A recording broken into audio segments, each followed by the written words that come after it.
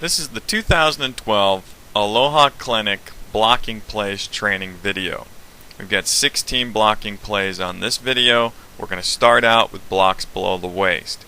Play number 1 is the shotgun philosophy on low blocks for linemen. Normally, within the free blocking zone, low blocks are legal. Highlighted player there next to the center changes his direction, pausing slightly to block below the waist. This is illegal in a shotgun formation. You can see here that the defender gets blocked there on the right knee, has to pull his leg out. That's a very dangerous block. Now let's take another look at it. When the snap occurs, if he shoots directly out, either in a diagonal or forward direction, it's okay. But when he turns and cuts parallel to the line, then that is a separate act and illegal in a shotgun formation because it's not an immediate charge. Now umpires, when you throw your flag, you see that circled group. There's probably 16 people in that group. We don't need your flag shooting into that area because it could hit someone in the face or in the eye.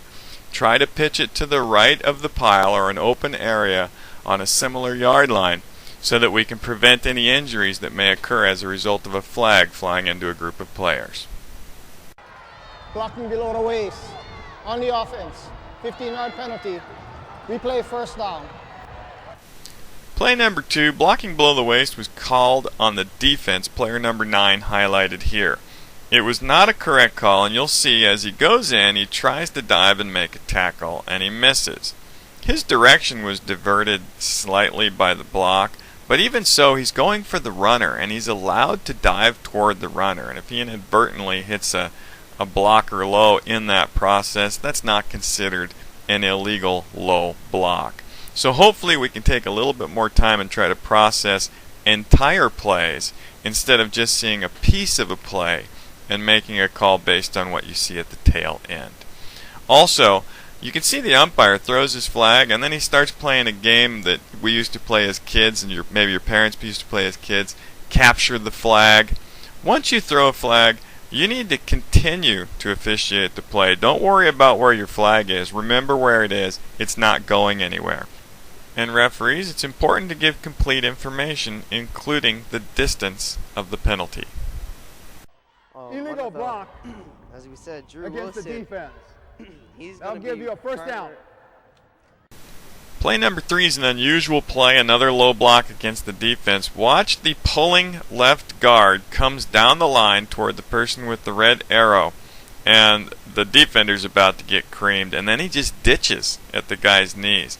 This is an illegal low block. It was a shotgun formation. The ball's out of the zone. He cannot low block. The umpire is the only guy that can pick this up. You can see that the ball is bobbled a bit. The referee's eyes will be on that. He will not pick up that block. And the umpire, his transition through this play should have taken him right there to get that low block by the defense.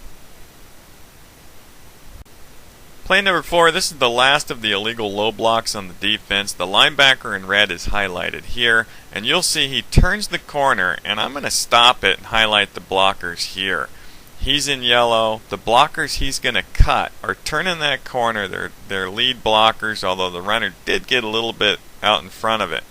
But he has no business knocking these guys out because he's got a clear look at the runner here, and then he just decides to ditch out those 2 blockers and take them out low. It's a tough play to get. The referee's the only guy that's going to be able to pick this up, but it's a great discussion play. The low block from the running back position is something we've done a great job of picking up this year. In fact, I didn't see any that got away from us. Keep an eye on this running back. Just chops a guy at the knees. The defender has a good look at the quarterback. He's coming at him.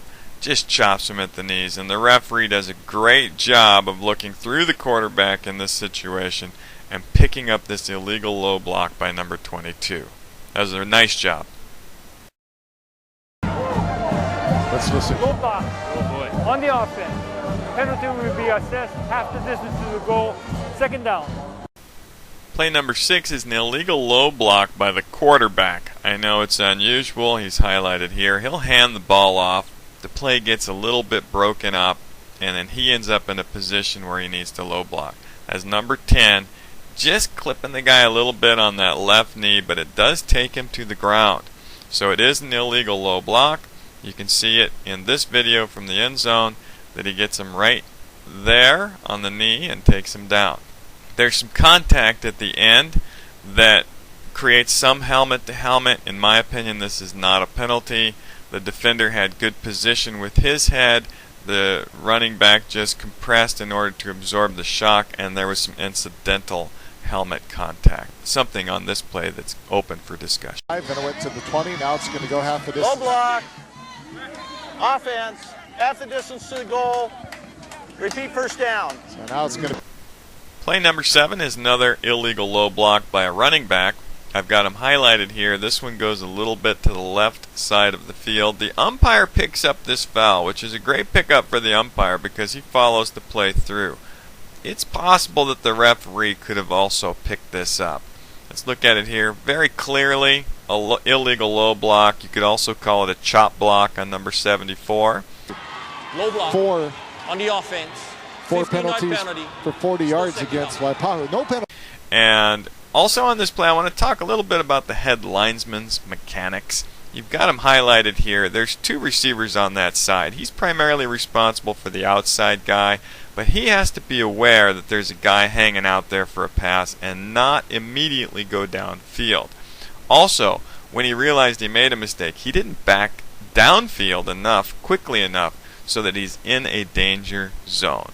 Just something to consider when you're working the wings. Stay safe. Play number 8, we're moving into chop blocks. I've got the 2 guys highlighted here. It's the center and the left guard. So watch them as the play progresses. You can see the center backs up and contacts with hands.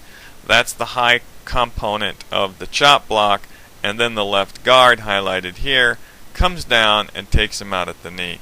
Extremely dangerous play. You can see his knee buckle right there a little bit, and he goes down. The umpire's right on top of it. He sees the foul, calls the foul, and off we go.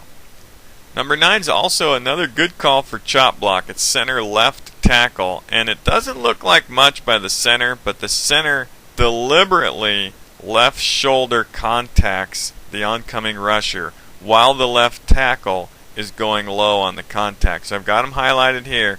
It's a little tough to pick up, but we got it. And even though it doesn't look like a real clear block, it's a deliberate shoulder and a good call.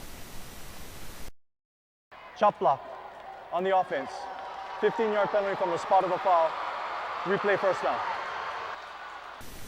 Play number 10, we missed the chop block. We're going to spend a little bit of time on it because the keys are highlighted here. You can see the line judge near us is going to have a receiver, but also he can play around with that tackle a bit. The referee's got the head linesman's tackle because there's 2 up top. So the umpire really only has these 2 guys, the one right on the center, which is primary, and then the one to the left. And this is a clear guard chop block low high, and if you're in college, the center even lures him if you're using that in your conference. Even without that, this is clearly a chop block. I'm not sure how we missed it unless we're just taking a play off. So we need to continue to focus and concentrate on every play, get our rhythm, get ourselves involved in the game so that we don't miss an easy one like that we should have picked up. Now we're starting the illegal block in the back phase. Illegal blocks in the back and holding are the most inconsistently called plays that we have. Here's a play where the long developing, and you see that contact right there at the 45. That was called an illegal block in the back. I believe a good call. It doesn't take much contact to throw a guy off of a tackle if you are truly shoving him from the back. And you can see here in this slow motion action, you got a pretty good look at it, and the runner just spins off of that point. So it's a good call. Now let's go back and look at why it's a good call. So here's the runner, his direction directly toward the defender, and then the direction of the blocker. He is in what we talked about last year, the yellow triangle zone, directly behind his red, very suspect. Just outside of that, he is suspect still, and in this case, the rotation of the play put him in a position where he had to illegally block him in the back or not touch him at all. It's just a great play for discussion. Play number 12 is an illegal block in the back that the back judge did not get. It's the motion man coming at us, and watch him as the play develops. He comes downfield. He's trying to get to 47, but he doesn't get to him in time, and the movement and development of the play changed his approach angle, or the zone that he was in relation to the person he's trying to block. Let's watch it again. I'm going to put in a couple of highlights so we can see.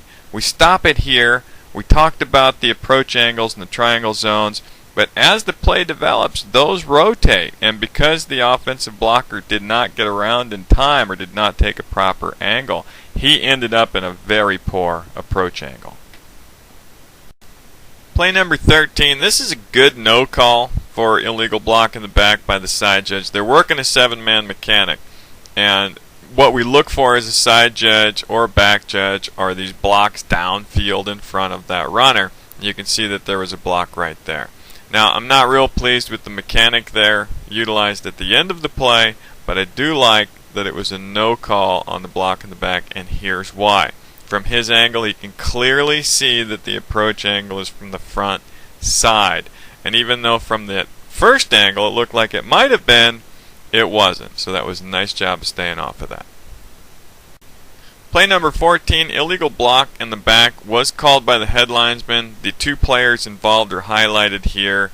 It was absolutely an incorrect call. It's his key all the way. I'm not sure how this worked out other than he just blew the call. Sometimes it happens, but again, the importance of staying focused, ready for a play, in a rhythm, will help us not make a mistake and call this kind of play a block in the back when it was really just a great block. Play 15, this is an illegal block in the back that was called by the umpire.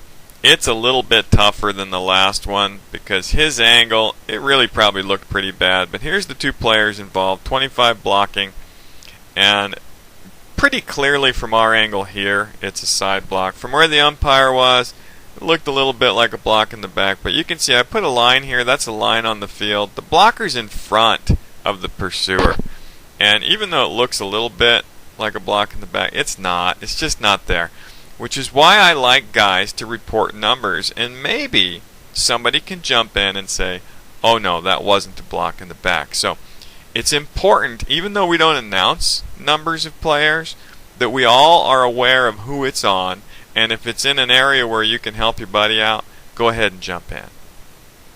Play number 16, this is the last of the illegal block in the back plays. Head linesman calls it. It's an incorrect call. You can see the line between the runner and the defender, and the blocker is between them. It makes it very hard to have a block in the back if you're in that location. He pretty much maintains that same position throughout the play. We've got him highlighted here from the back. He's between the pursuer. It's very hard to have block in the back here, so please, back judge, jump in and pull this guy off this flag.